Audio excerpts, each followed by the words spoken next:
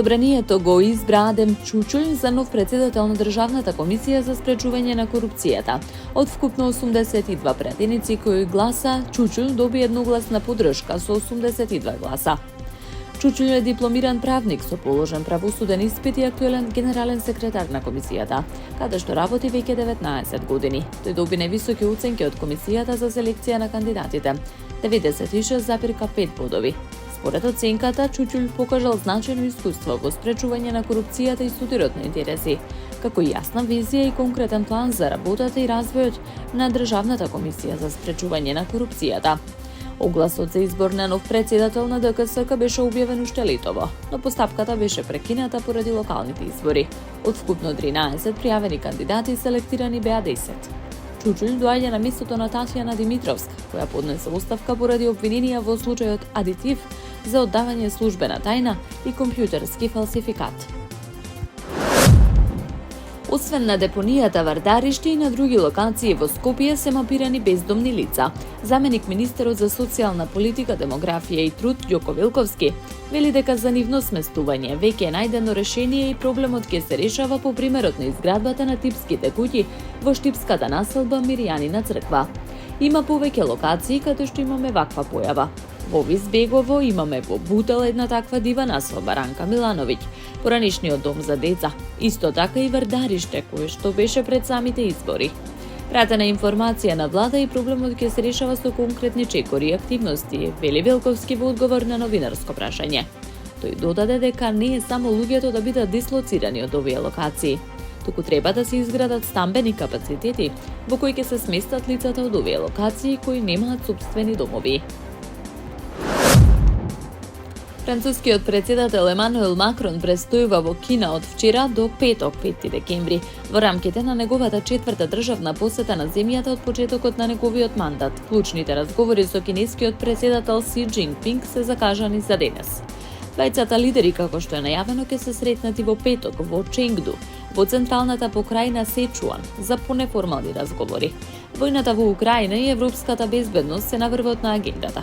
Макрон повторно ќе го повика кинескиот председател да го искористи своето влијание врз Русија, да ја убеди да прифати прекин на огнот, објави француската телевизија.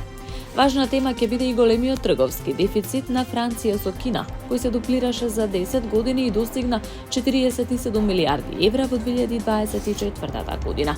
Се очекува прашањата поврзани со ретките метали, чие глобално производство во голема мера го контролира Кина, исто така да бидат на дневен ред.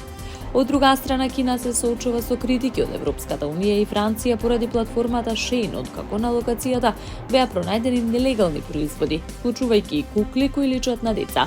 Францускиот председател е придружуван од неговата сопруга Брижит, 6 министри за надворешни работи, економија, земјоделство, животна средина, високо образование и култура, како и 35 директори на големи компании. Во Софија и во други градови низ Бугарија се одржаа протести против предлог буџетот за 2026 година кој во главниот град делумно ескалира, пренесува бугарската агенција БТА. Организатори на настанот беа коалицијата Продолжуваме со промената Демократска Бугарија. Првично протестот се однесуваше на буџетот, но барањата прераснаа во повици за оставка на владата. Бугарскиот председател Румен Радев истакна дека оставката на кабинетот е неодложна, а предвремените избори се единствениот пат напред. На Бугарија е потребна реална промена што ќе доведе до стабилност на институциите, нешто што сегашната власт не може да го обезбеди, изјави Радев.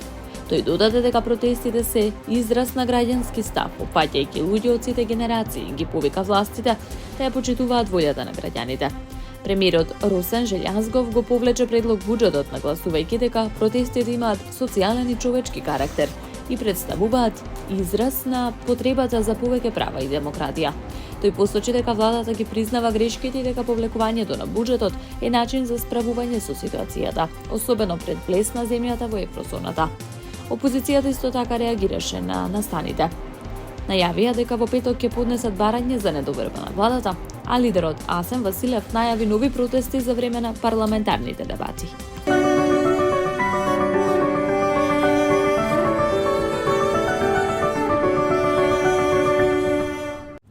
Времето денеска облачно со повремени локални врнежи од дожд, пообилни во југоисточните делови. Ќе дува слаб до умерен ветер од југоисточен правец. Во Скопје облачно време, во делови од котлината со појава на слаба магла. Во текот на денот со повремени врнежи од дожд. Ќе дува слаб до умерен јужен ветер. До крајот на неделата управата за хидрометролошки работи најавува период на претежно облачно време со повремени локални врнежи од дожд, кои ќе бидат пообилни во западните и јужните делови на земјата. На повисоките планини дождот ќе премине во снег.